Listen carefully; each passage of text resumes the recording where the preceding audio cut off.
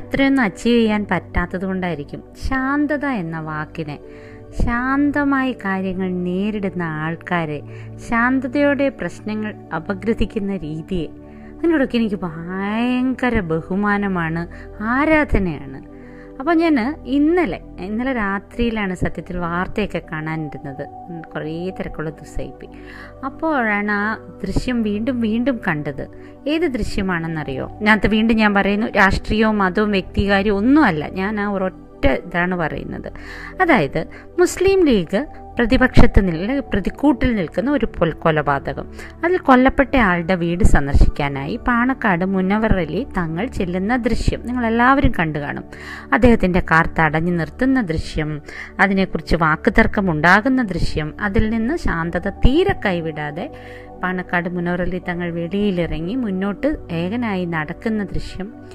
ഇതിനിടയിൽ ഒരിക്കൽ പോലും അദ്ദേഹം ഞാൻ ലക്ഷക്കണക്കിന് ആൾക്കാർ അനുയായികളായിട്ടുള്ള ഒരു നേതാവാണെന്നോ, അല്ലെങ്കിൽ ഞാൻ യമനി അറബ് വംശപരമ്പരയിൽ സാക്ഷാൽ മുഹമ്മദ് നബിയുടെ രക്തം സിരകളിലോടുന്ന വംശത്തിൻ്റെ ഏറ്റവും പുതിയ കണ്ണിയാണെന്നോ ഒരു ഭാവവും അദ്ദേഹമായിട്ട് ഒന്നും ചെയ്തില്ല. അദ്ദേഹം ശാന്തമായി പോയി തിരികെ വന്ന് വളരെ ശാന്തമായി അതേക്കുറിച്ച് പ്രസ്താവന നടത്തി കഴിഞ്ഞു. ഇതിനിടയ്ക്ക് ഒരു വാക്ക് തർക്കം ഉണ്ടായതുപോലും നിഷ്പ്രഭമാക്കിക്കൊണ്ട് ശാന്തമായി ആ ഒരു രംഗത്തെ കൈകാര്യം ചെയ്യുന്നത് കണ്ടിട്ട് ഒരു പ്രതീക്ഷ തോന്നി. കാരണം രാഷ്ട്രീയം എന്ന് പറഞ്ഞാൽ ഏതെങ്കിലും ഒരു അവസരം കിട്ടിയാൽ അതിൽ അങ്ങോട്ടും ഇങ്ങോട്ടും അസഹിഷ്ണുതയും സംഘർഷവും ആളെ കത്തിക്കുന്നതും കൂടിയാണ് നമ്മളുടെ ഒരു പ്ലസ് പോയിന്റ് എന്ന് കാണുന്ന പല നേതാക്കളെയും, അതിൽ യുവ നേതാക്കളും ഉണ്ടെന്നുള്ളതാണ് സങ്കടകരമായ കാര്യം. അല്ല, യുവ നേതാക്കളാണ് ഒരുപക്ഷെ ഞാൻ അറിയുന്നതിൽ കൂടുതലായിട്ടുള്ളത്. അത്തരമൊരു രാഷ്ട്രീയം ഇവിടെ വേര് പിടിക്കുമ്പോൾ വിദ്വേഷത്തിൻ്റെ രാഷ്ട്രീയത്തിനിടയ്ക്ക് ഇങ്ങനെ ഒരു പ്രതികരണം കാണാൻ കഴിഞ്ഞതിൽ സന്തോഷം തോന്നി, അത്ഭുതം തോന്നിയില്ല. കാരണം എന്താണെന്ന് വെച്ച് കഴിഞ്ഞാൽ ഒരു 20 വർഷത്തിന് മുമ്പാണ് ഞാൻ പാണക്കാട്ടെ വീട്ടിൽ ആദ്യമായിട്ട് ഔദ്യോഗികമായി ചെല്ലുന്നത്. മധ്യ തിരുവിതാംകൂറിൽ നിങ്ങൾക്ക് ഊഹിക്കാം, ഒരു ഹിന്ദു ചുറ്റുപാടിൽ വളർന്ന, കോൺവെൻറ്റിൽ പഠിച്ചതുകൊണ്ട് ക്രിസ്തീയ മതത്തിനെക്കുറിച്ചും ഏതാണ്ട് അത് എൻ്റെ മതമാണെന്നുള്ള ഒരു സഹിഷ്ണുതയോടെ മുസ്ലിം മതത്തെക്കുറിച്ച് യാതൊന്നും അറിയാത്ത കാലഘട്ടത്തിലാണ് ഞാൻ ഫോട്ടോഗ്രാഫറുമായിട്ട് അവിടെ ചെല്ലുന്നത്, കോട്ടയത്ത് നിന്ന്. അവിടെ ചെല്ലുന്നതിന് മുമ്പ് തന്നെ പാണക്കാട് ശിഹാബ് തങ്ങളെക്കുറിച്ചുള്ള കുറേ പുസ്തകങ്ങൾ വായിച്ചിരുന്നു. അതുകൊണ്ട് തന്നെ അദ്ദേഹത്തിൻ്റെ വിദ്യാഭ്യാസപരമായ ഔന്നത്യത്തെക്കുറിച്ച്, വംശപരമായിട്ട് അദ്ദേഹത്തിന് ഒരു സമൂഹം, ഒരു ജനത കൽപ്പിച്ച് നൽകിയിരിക്കുന്ന ഔന്നത്യത്തെക്കുറിച്ച്, എന്താണ് അദ്ദേഹം കേരള രാഷ്ട്രീയത്തിൽ എന്നതിനെക്കുറിച്ച് ഒക്കെ കൃത്യമായ ഹോംവർക്കുകൾ ഉണ്ടായിരുന്നു. എങ്കിൽ പോലും അതിൽ നിന്ന് തന്നെ ഉയരുന്ന കുറേ സംശയങ്ങൾ, സത്യത്തിൽ അസഹിഷ്ണുത അന്നൊന്നും ഇത്രയ്ക്കില്ലായിരുന്നു. അതുകൊണ്ട് തന്നെ എന്തും ചോദിക്കാമെന്നൊരു ധൈര്യം കൂടെ ഉണ്ടായിരുന്നു. അവിടെ ചെന്നപ്പോൾ തന്നെ പാണക്കാട്, നിങ്ങൾക്ക് കേട്ടിട്ടുള്ളവർക്കറിയാം, ചുറ്റുപാട് മുഴുവൻ ആൾക്കാരാണ്. എല്ലാം പാണക്കാട് തങ്ങൾ മധ്യസ്ഥത വഹിക്കേണ്ട പ്രശ്നങ്ങൾ എന്തുണ്ടാവാം, കല്യാണം പറയൽ മുതലൊക്കെ ഉണ്ടാവാം. അതിനിടയിലൂടെ ഞങ്ങൾ ഇൻ്റർവ്യൂ ചെയ്യുന്നവർക്കായിട്ട് സമയം തരികയും ഓരോ ചോദ്യവും ഒട്ടും നിസാരവൽക്കരിക്കാതെ എല്ലാത്തിനും ഗൗരവത്തോടെ അർഹിക്കുന്നതിൽ ഉത്തരം പറയുകയും, അതിനിടയിൽ തന്നെ ഓരോ പ്രശ്നങ്ങൾ, ഒരു ചെവി കൂടെ പ്രശ്നം കേൾക്കുകയും അതിനെല്ലാം ശാന്തമായി തന്നെ ഓരോന്നിനും പരിഹാരം നിർണ്ണയിക്കുകയും ചെയ്യുന്ന ഒരു പിതാവിൻ്റെ പുത്രനാണ് ഇദ്ദേഹത്തെ അന്ന് കണ്ടിട്ടുണ്ട്. ശാന്തത എന്ന് പറയുന്നത് ആ വീട്ടിലിങ്ങനെ തളം കെട്ടി നിൽക്കുന്നത് ഞാൻ കണ്ടിട്ടുണ്ട്.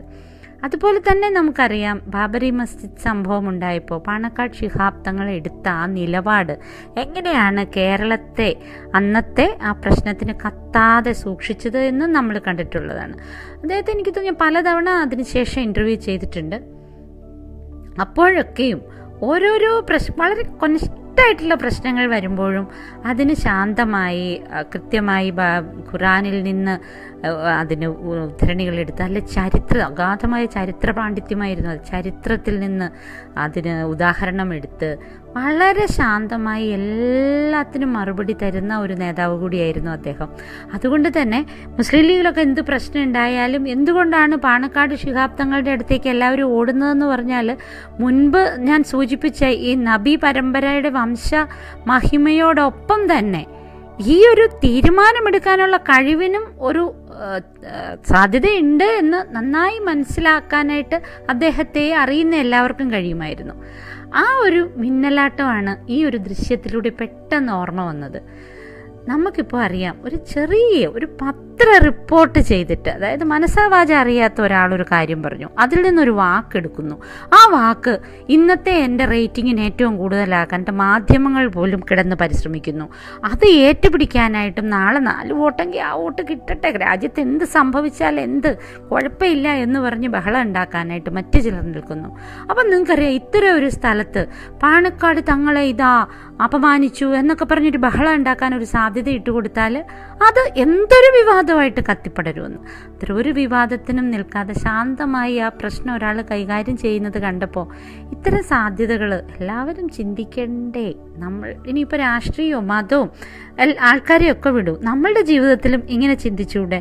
നമ്മളെ തടയാൻ വരുന്നവരോട്, നമ്മളുടെ സത്യം എന്താണ്, നമ്മൾ എന്തുകൊണ്ടാണ് മുന്നോട്ട് വരുന്നത് അറിയാത്തവരോട് നമുക്ക് ശാന്തമായി പ്രതികരിച്ചൂടെ? ശാന്തമായി ഓരോന്നും കൈകാര്യം ചെയ്യാനുള്ള സാധ്യത അടയ്ക്കാതെ മുന്നോട്ട് പോയിക്കൂടെ?